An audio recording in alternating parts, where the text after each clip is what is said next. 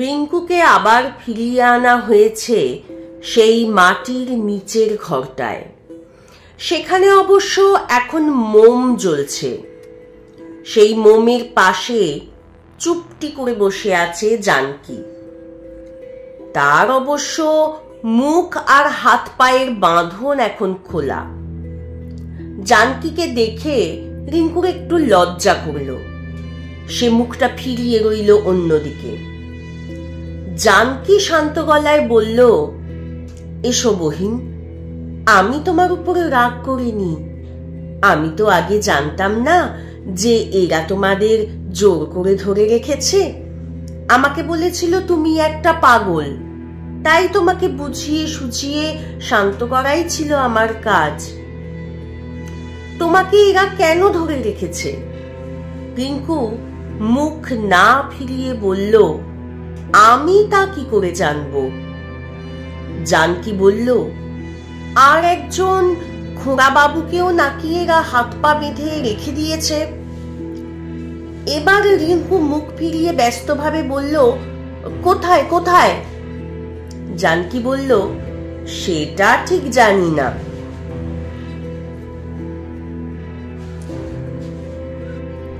ওপরের সিপাইটা বলল, তোমাকে দিয়ে জোর করে ফিল্মের পার্ট করাতে চাইছে কেন তাও তো বুঝি না। আমি কত ফিল্মের মেকআপ করেছি, এরকম কখনো দেখিনি। রিঙ্কু জিজ্ঞেস করলো, আমাদের সঙ্গে আরো যারা ছিল, একজন দাড়িওয়ালা বেশ লম্বা চওড়া চেহারা, সে কোথায় আছে জানো? আরো দুটো অল্প বয়সী ছেলে। জানকী বলল, তাদের কথা তো কিছু শুনিনি। তুমি পালাতে পারলে না? ধরা পড়লে কি করে? রাগে দুঃখে ফোঁস করে একটা নিঃশ্বাস ছেড়ে রিঙ্কু বলল, গেটের কাছে পুলিশগুলোই তো আমাকে ধরিয়ে দিল। পুলিশের কাছে সাহায্য চাইলুম, কস্তুরী এসে পড়ল সেই সময়। জানকী বলল, ওই কস্তুরী দেবী বড় হিংসুটি। অন্য কোনো সুন্দরী মেয়েকে ও সহ্য করতে পারে না।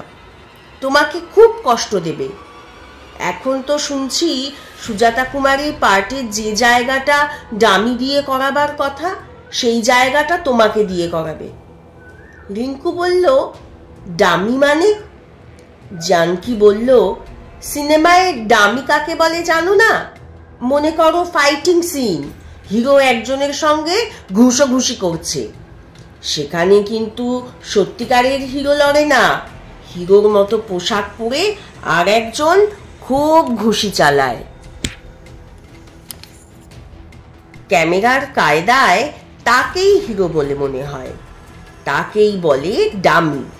সেই রকম হিরোইন যখন ঘোড়া ছুটিয়ে যায় কিংবা জলে ঝাঁপ দেয়, সত্যিকারের হিরোইনরা তো ওসব পারে না, অন্য একজন করে দেয়। আমাকে দিয়ে কি করাতে চায় ওরা? আমি তো স্টোরিটা সবটা জানি না। একটু পরেই তোমাকে এসে ওরা বলবে, তুমি শাড়িটা বদলে নাও। আমার হাত যে বাঁধা, এই অবস্থায় শাড়ি বদলাবো কি করে? আমার হাত খুলে দাও। ওরে বাবা, আমি খুলতে পারবো না, আমাকে মেরে ফেলবে। তুমি তখন আমার মুখ বেঁধে পালিয়ে গেলে, সেই জন্য ওরা এসে আমাকে কি করেছে জানো? এই দেখো, আমার মাথার চুল কেটে দিয়েছে। আমার এইরকম হাত বাঁধাই থাকবে? তাই তো বলেছে। আচ্ছা, আমি তোমাকে শাড়ি পরিয়ে দিচ্ছি। রিঙ্কু দেয়ালের দিকে সরে গিয়ে বলল, খবরদার, আমি মোটেই আমার শাড়ির বদলে এ শাড়ি পরবো না। জানকী বলল, এই রে, তাহলে আমি কি করি? ঠিক আছে, শাড়ি এখন নাই বদলালে, তোমাকে মেকআপটা করে দিই।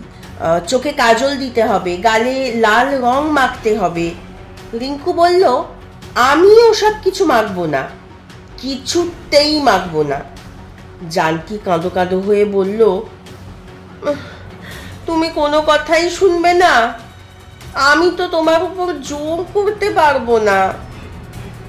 রিঙ্কু বলল, তুমি যখন এদের দলের নও, তাহলে তুমি বরং একটা কাজ করো, তুমি বাইরে গেলে তো তোমাকে আটকাবে না।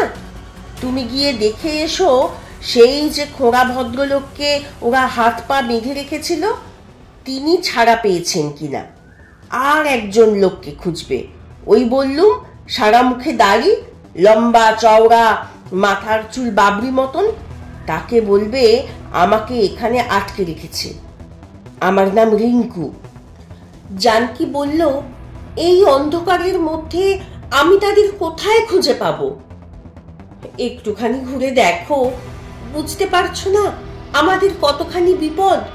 ওরা যদি কাকাবাবুকে মেরে ফেলে, উনি কত বড় একজন নামকরা লোক তুমি জানো। আমি বাইরে বেরিয়ে ঘোরাঘুরি করলে ওরা সন্দেহ করবে। একটু সাবধানে ঘুরবে, রঞ্জনকে একটা খবর দিতেই হবে। ও হ্যাঁ, ওই দাড়িওয়ালা লোকটার নাম রঞ্জন। জানকী, প্লিজ যাও, আমার ভয় করছে বহিন। মানুষ বিপদে পড়লে তুমি এটুকু সাহায্য করবে না? আমি যদি ধরা পড়ে যাই? তুমি কেন ধরা পড়বে?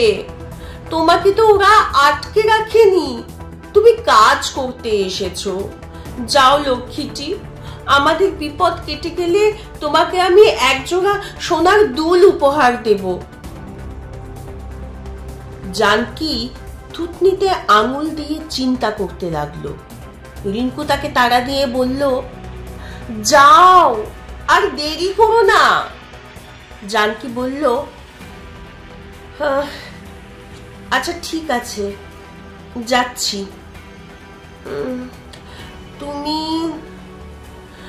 তুমি ততক্ষণ অজ্ঞান হবার ভান করে শুয়ে থাকো। আমায় যদি কেউ কিছু জিজ্ঞেস করে আমি বলবো তুমি অজ্ঞান হয়ে গেছো বলে আমি ওষুধ আনতে যাচ্ছি। ওরা দেখতে এলে তুমি অজ্ঞান সেজে পড়ে থাকতে পারবে তো? রিঙ্কু বলল, তা পারবো না কেন, অজ্ঞান সাজা আবার শক্ত নাকি? জানকী বলল, তাহলে তুমি চোখ বুজে শুয়ে পড়ো। রিঙ্কু মোমবাতিটার দিকে তাকালো। সে মনে মনে ঠিক করে ফেলেছে, জানকী চলে গেলেই সে মোমবাতির শিখায় তার দড়ির বাঁধনটা পুড়িয়ে ফেলবে। তারপর যা হয় দেখা যাবে। জানকী সিঁড়ির দিকে এগোতেই সপাং করে একটা চাবুকের ঘা পড়ল তার মুখে। জানকী ভয়ে একেবারে হাউ মাউ করে চেঁচিয়ে উঠল। সিঁড়ির আড়াল থেকে বেরিয়ে এলো মোহন সিং। জানকীর দিকে জ্বলন্ত দৃষ্টিতে তাকিয়ে বলল, আমি সব শুনেছি। তুই আবার একে সাহায্য করছিলি, এবার তোকে বাঁধবো। জানকী হাত জোর করে বলল, সাহেব, আমার কোনো দোষ নেই, আমার কোনো দোষ নেই। আমি ওকে মিথ্যে কথা বলে আপনাদেরই খবর দিতে চাইছিলাম। ও শাড়িটা বদলাতে চাইছে না। ওই মিলের শাড়ি পরে ও কি করে হিস্টোরিক্যাল বইতে পাঠ করবে? মোহন সিং বলল, ওতেই হবে।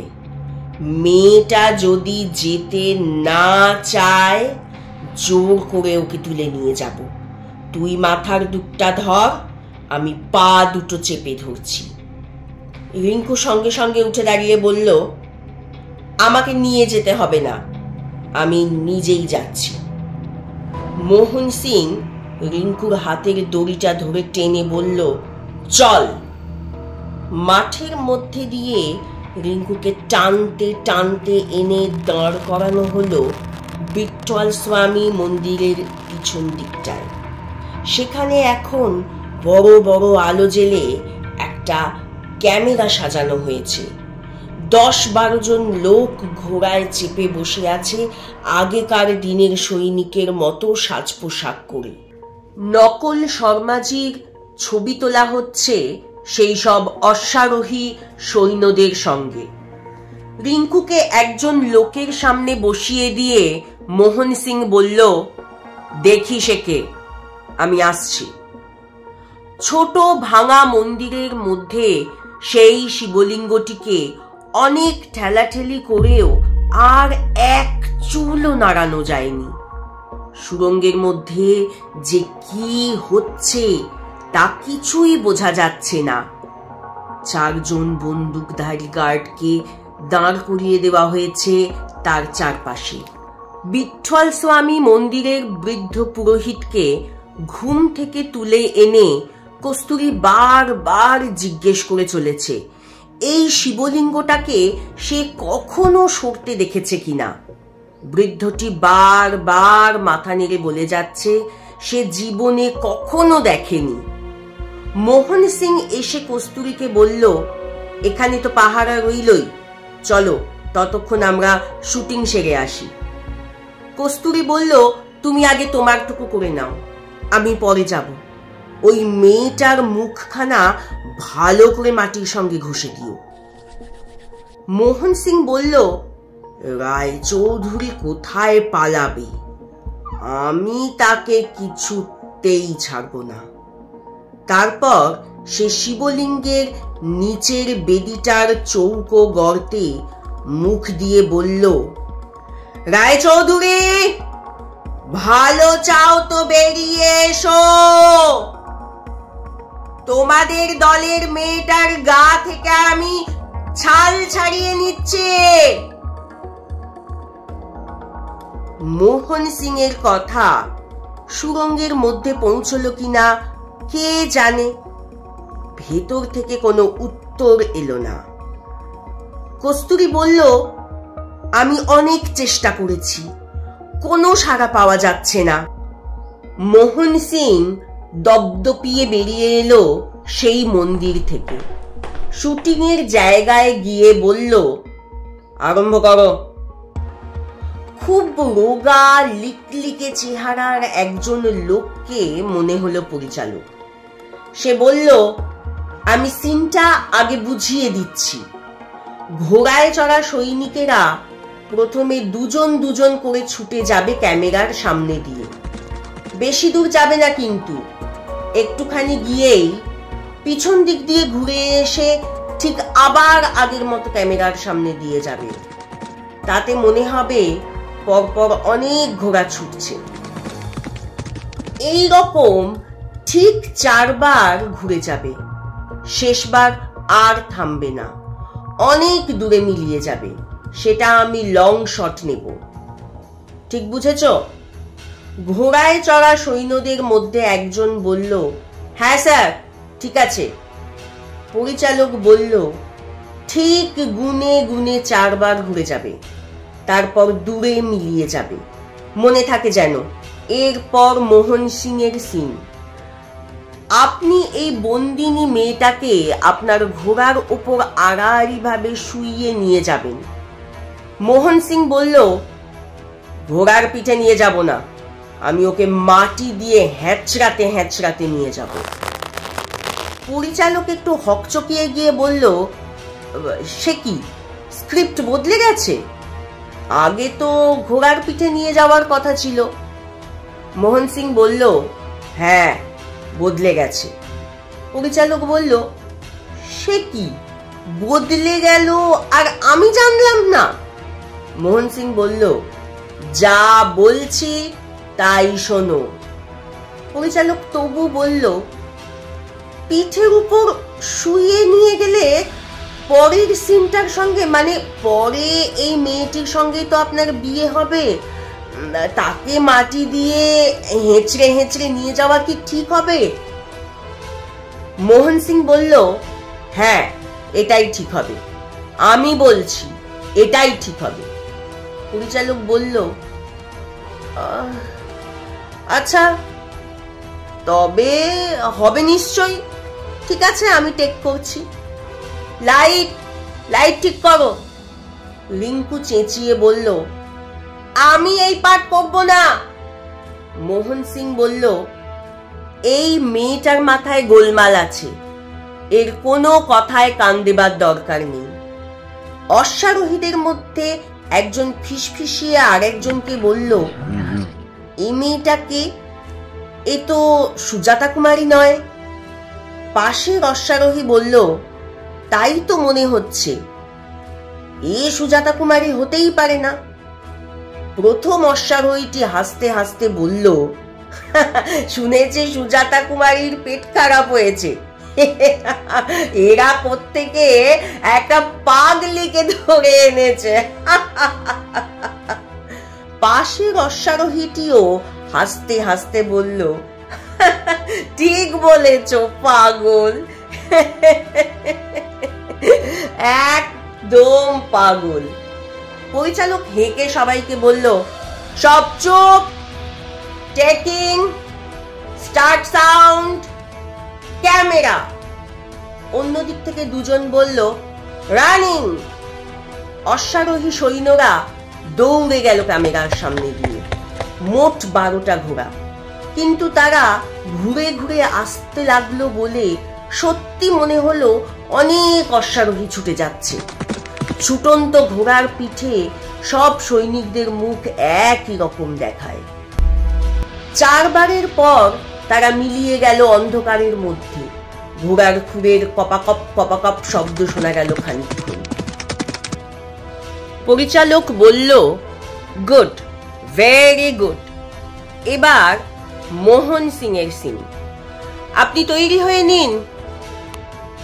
মোহন সিং এর জন্য এবার আর একটা ঘোড়া আনা হলো।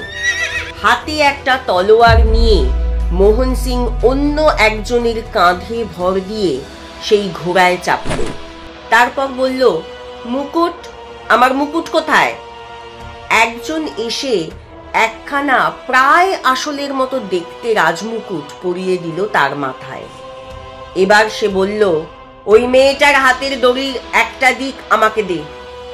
রিঙ্কু জোর করে দড়িটা টেনে রেখে বলল, আমি যাব না, আমি যাব না। মোহন সিং হাসতে হাসতে বলল, তোলো, এইখান থেকে তোলো। মোহন সিং ঘোড়াটার পেটে একটা লাথি মারতেই ঘোড়াটা এগিয়ে গেল কয়েক কদম। দড়ির হেঁচকা টানে রিঙ্কু হুমড়ি খেয়ে পড়ল মাটিতে। এবার তার কান্না এসে গেল। সে বলল, আমাকে ছেড়ে দাও। হা হা শব্দে আকাশ ফাটানো অট্টহাসি দিয়ে উঠল মোহন সিং।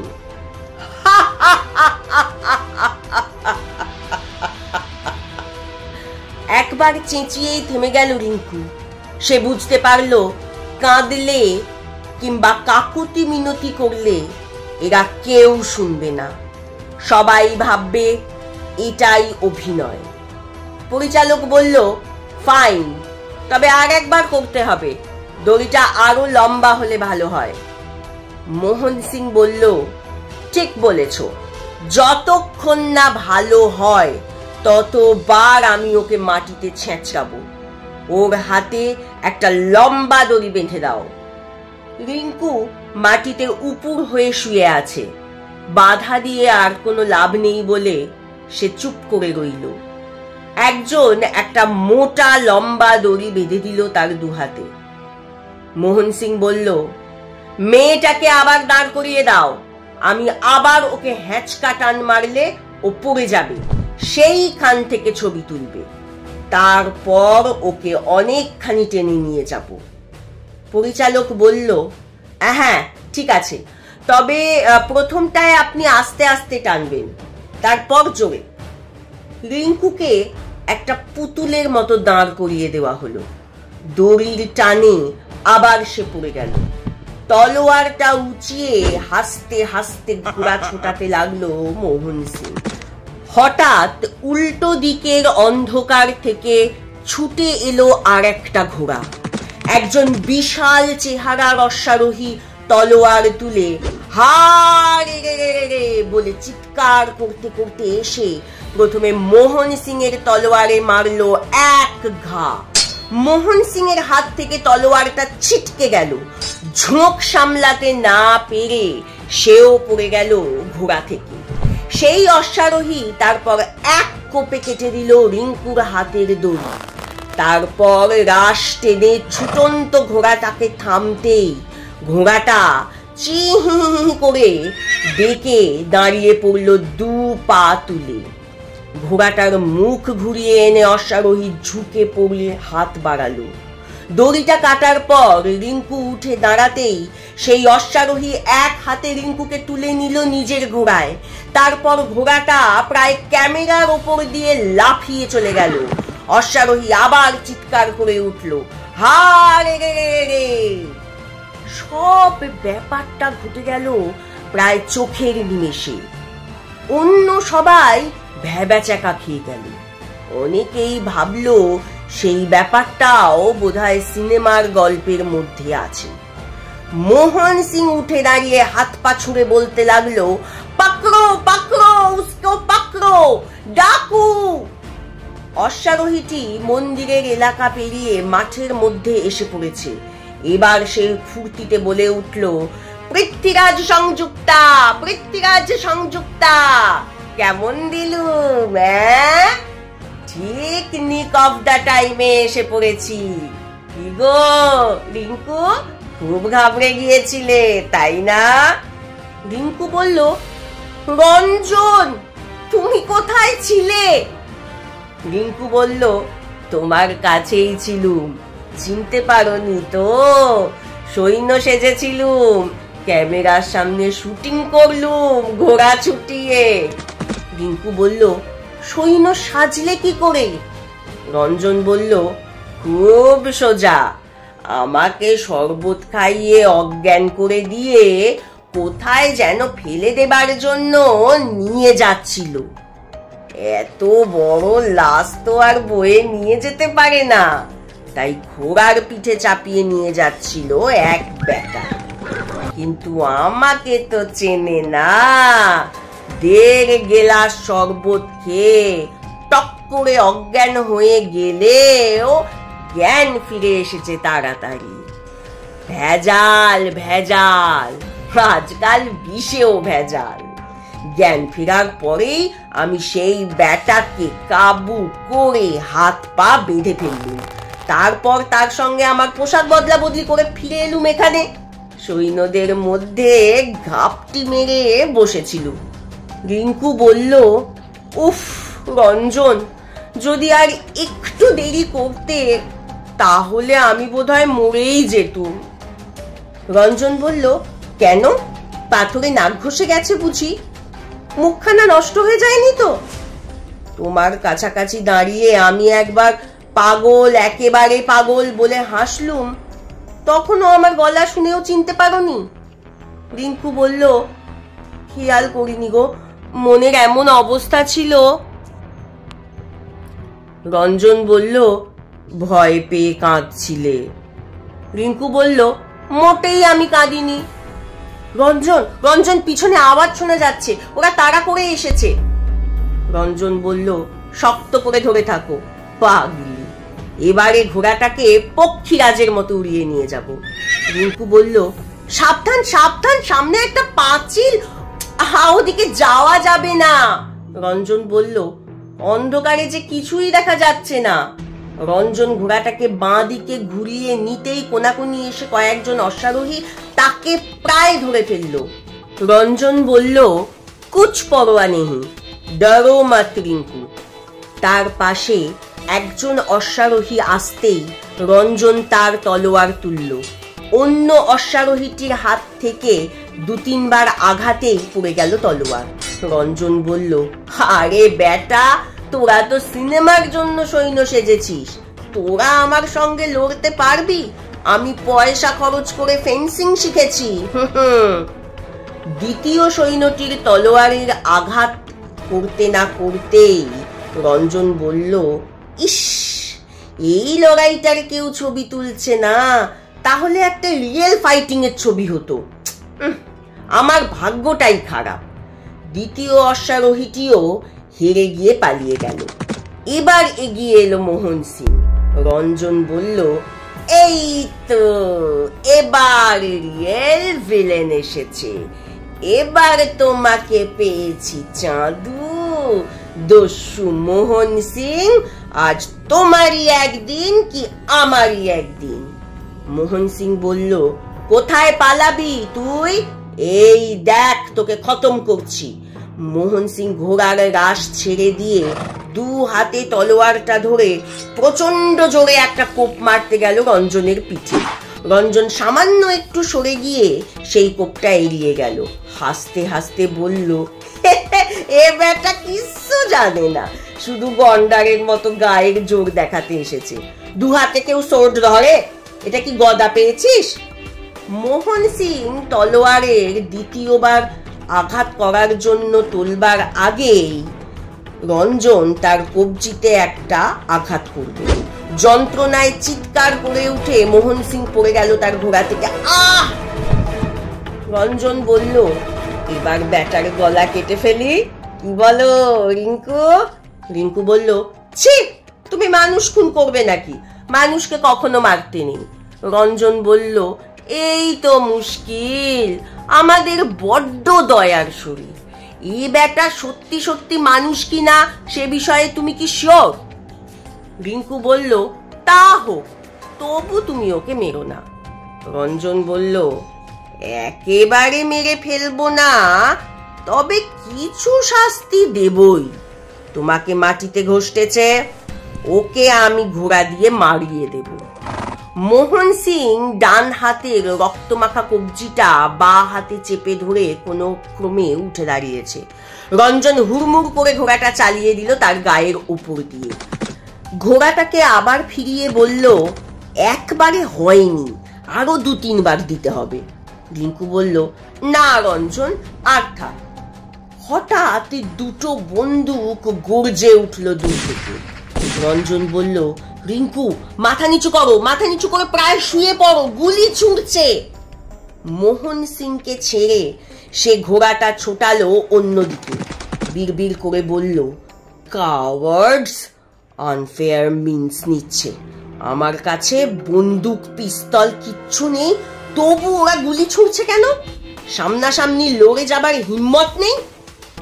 মাঝে মাঝেই একটা ভাঙা দেওয়াল এসে পড়ছে বলে ঘোড়ার মুখ ফেরাতে হচ্ছে বারবার। একটা দিক অনেকটা ফাঁকা পেয়ে রঞ্জন ঘোড়া ছুটিয়ে দিল প্রচন্ড জোরে। গুলির আওয়াজ আর শোনা গেল না। রিঙ্কু বলল, আস্তে, এবার একটু আস্তে, আমি আর ধরে থাকতে পারছি না, পড়ে যাব। রঞ্জন বলল, ঘোড়া এখন পক্ষীরাজ, আমাদের কে ধরবে আর? বলতে বলতে ঘোড়াটা একটা উঁচু জায়গা থেকে লাফ দিল সামনে। সবাই মিলে একসঙ্গে ঝপাং করে গিয়ে পড়ল জলে। সেখানে একটা নদী। রঞ্জন বলল, যাক, ভালোই হলো, আজ সারাদিন স্নান করা হয়নি, মনে আছে? তুমিও অনেক ধুলোবালি খেয়েছো, এবার নদীর জলে ভালো করে স্নান করা যাবে।